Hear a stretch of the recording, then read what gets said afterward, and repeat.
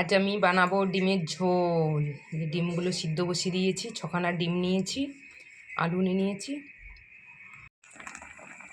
আমার ডিম আলুটা সিদ্ধ হয়ে গেছে। আমি আরেকটু ডিমটা সিদ্ধ করব, নাহলে কি বলো তো, ডিম ছাড়াতে গেলে না একদম ছাড়তে চায় না ডিম। আমি জন্য ভাবলাম যে আলুগুলো তুলে নিই, ডিমটা আরেকটু সিদ্ধ হয়ে যাক, তবে ডিমটা তুলবো।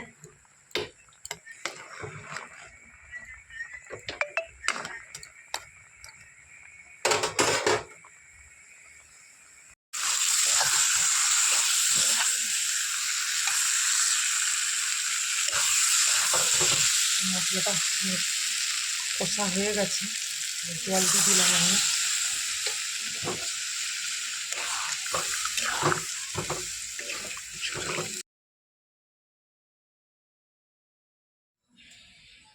আমি তোমাদের এই ভিডিওর মাধ্যমে একটা টটকার কথা বলবো।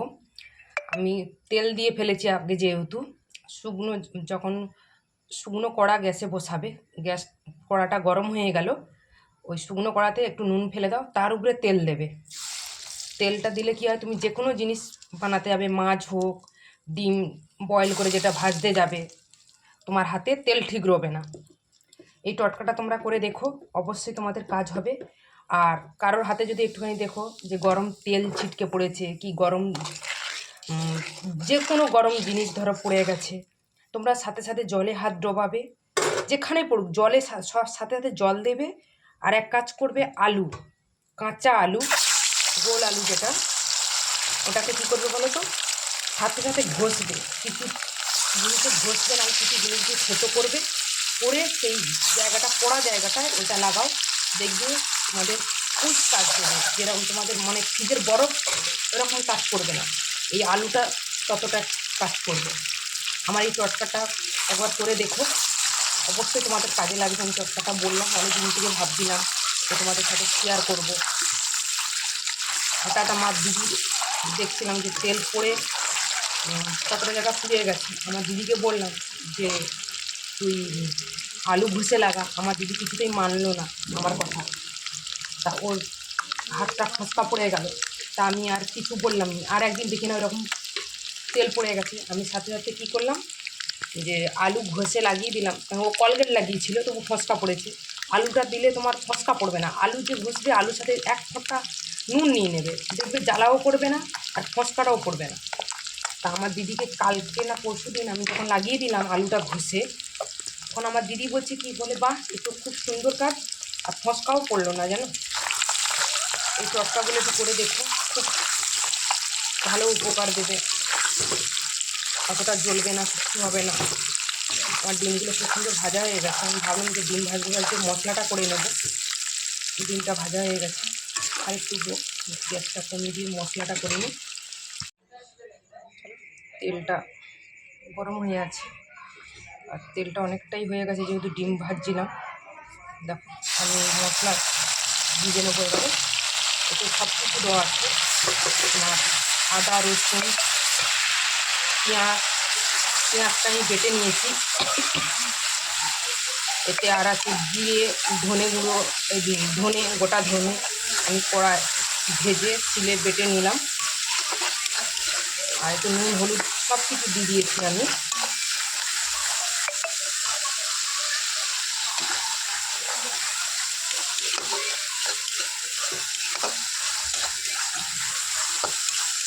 আলুটা ভাজিনি, আলুটা যেহেতু সিদ্ধ করে নিয়েছিলাম বলে আলুটা ভাজিনি আমি।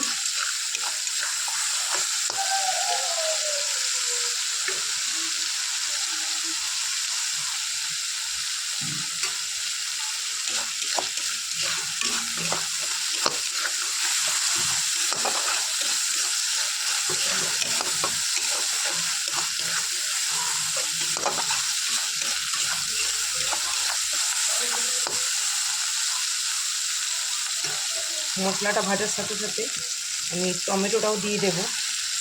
টমেটোটা সব জায়গা ছিল না বলে ঘুষলাম না, এমনি দিয়ে দিলাম, যাতে ওতে মশলার সাথে টমেটোটাও গলে যাবে, ভাজা ভাজাও হয়ে যাবে আর গলেও যাবে।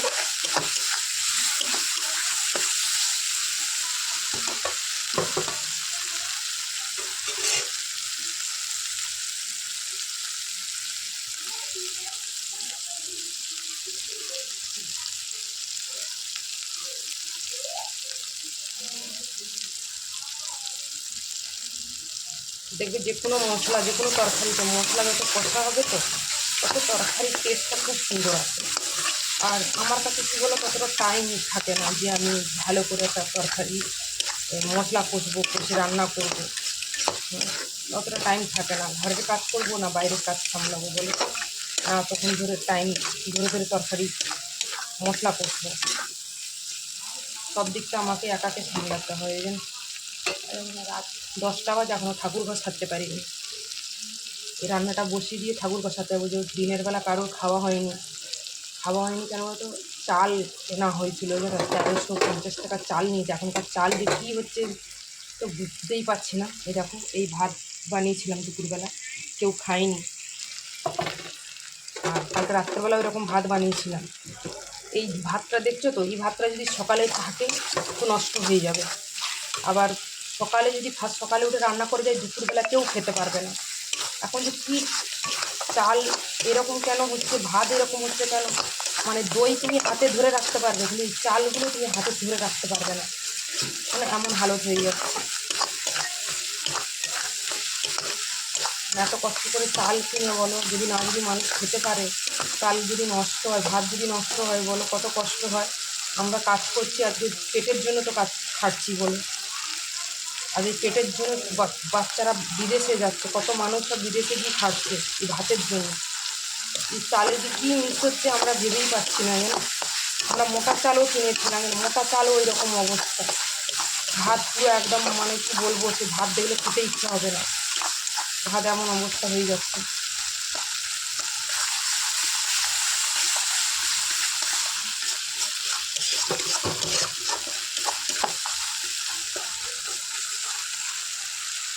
এটা তো ডিমের কারি মশলা, ওইটা একটু দিয়ে দেবো। কোনোদিন দিইনি, আজকে নতুন নিয়ে এলাম। ভয়ও লাগছে যে ছেলে না খায়। আমি নতুন নিয়ে এলাম, ডিম আনতে গেছিলাম, দাদা বললো যে বৌদি মশলাটা নিয়ে যাও, খুব ভালো, একবার বানিয়ে দেখো। আমি নিয়ে এলাম, বললো পুরো মশলাটা দিয়ে দেবে। আমি পুরো মশলাটা দিলাম না, ভয় লাগে ছেলে না যদি খায়। ছেলে আবার কোনো গরম মশলা পছন্দ করে না। আমার মশলাটা খুব সুন্দর ভাজা ভাজাও হয়ে গেছে।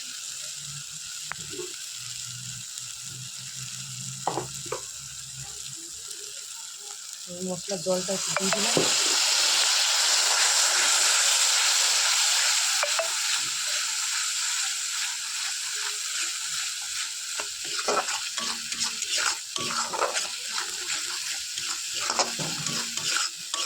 মশলা থেকে একটা খুব সুন্দর গন্ধও বেরিয়েছে।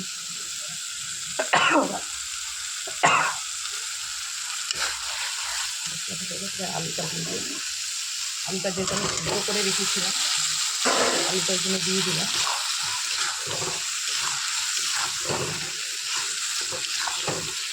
আর এক হাতে ফোন ধরা আর এক হাতে ভিডিও করা না কত মুশকিল হয় না। তাই সবাই বলছে, দিদিরা সবাই বলতে বলে, দিদি তোমার লম্বা ভিডিও হয়ে যাচ্ছে, চওড়া ভিডিও বানাও। বানাতে গেলে না গো, মানে এক হাতে ফোন আর এক হাতে মশলা কষতে গেলে, সবজি কষতে গেলে খুব অসুবিধা হয়ে যায়।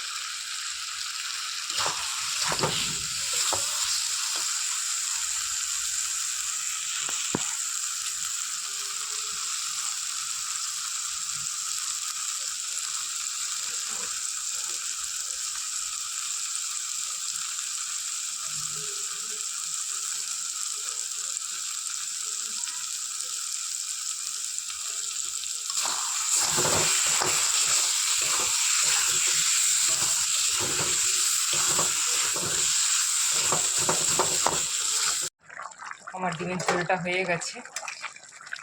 আর একটু ঝোল ঝোল না রাখলে কি বলো তো, আমার ছেলেদের খুব অসুবিধা হয়।